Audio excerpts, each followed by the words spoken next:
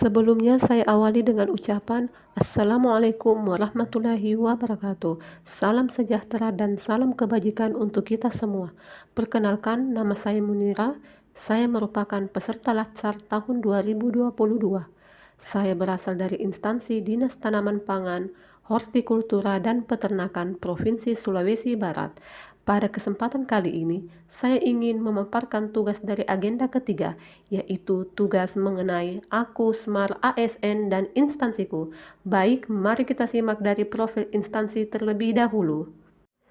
Profil instansi yang pertama, yaitu alamat.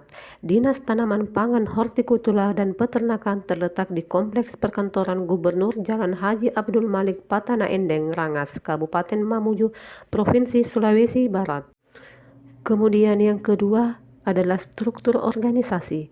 Dinas Tanaman Pangan, Hortikultura, dan Peternakan terdiri atas bidang yang pertama sekretariat, yang kedua bidang penyuluhan, prasarana dan sarana pertanian, yang ketiga bidang tanaman pangan, yang keempat bidang hortikultura, dan yang terakhir adalah bidang peternakan dan kesehatan hewan.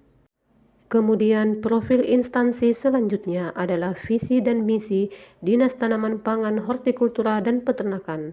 Adapun visi Dinas Tanaman Pangan, Hortikultura, dan Peternakan, terciptanya pertanian yang tangguh dan berdaya saing untuk mewujudkan petani yang maju, mandiri, dan sejahtera. Kemudian misi dari Dinas Tanaman Pangan, Hortikultura, dan Peternakan yang pertama, mengembangkan komoditas unggulan tanaman pangan, hortikultura, dan peternakan berbasis kawasan. Yang kedua, meningkatkan daya saing hasil produksi tanaman pangan, hortikultura, dan peternakan. Yang ketiga, meningkatkan kapasitas petani dan penyuluh tanaman pangan, hortikultura, dan peternakan dalam pembangunan pertanian.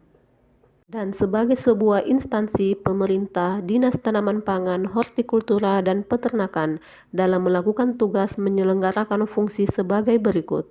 Yang pertama, penyelenggaraan perumusan kebijakan di bidang sarana dan prasarana, tanaman pangan, hortikultura, peternakan, dan kesehatan hewan serta penyuluhan pertanian. Yang kedua, penyelenggaraan pengawasan mutu dan peredaran benih tanaman, benih atau bibit ternak, dan hijauan pakan ternak.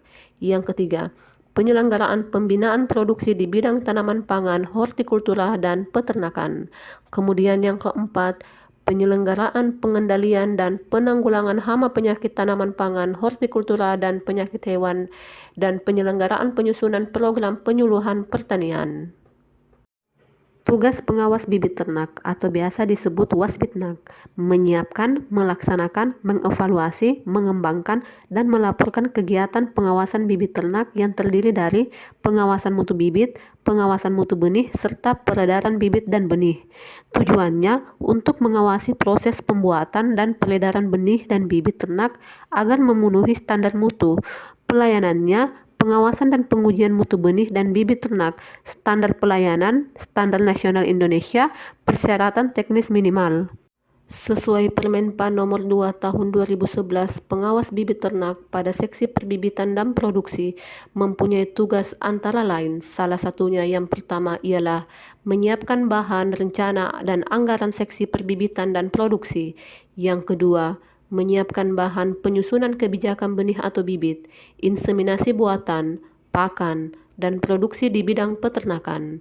Yang ketiga, menyusun petunjuk teknis pemetaan identifikasi kebutuhan pelayanan inseminasi buatan di wilayah Provinsi Sulawesi Barat. Kemudian lanjut di konsep Smart ASN.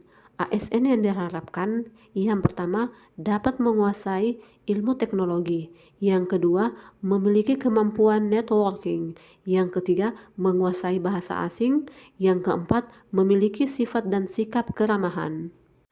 Kemudian contoh penerapannya dalam tugas pengawas bibit ternak salah satunya adalah penerapan teknologi sinkronisasi birahi, di mana sinkronisasi birahi sangat menguntungkan dan dapat menghemat waktu dan tenaga serta anak ternak yang dilahirkan akan seragam dalam pertumbuhan dan umur. Selain itu, musim perkawinan dapat dipersingkat sehingga dapat menghemat biaya, terutama perkawinan dengan menggunakan teknologi inseminasi buatan.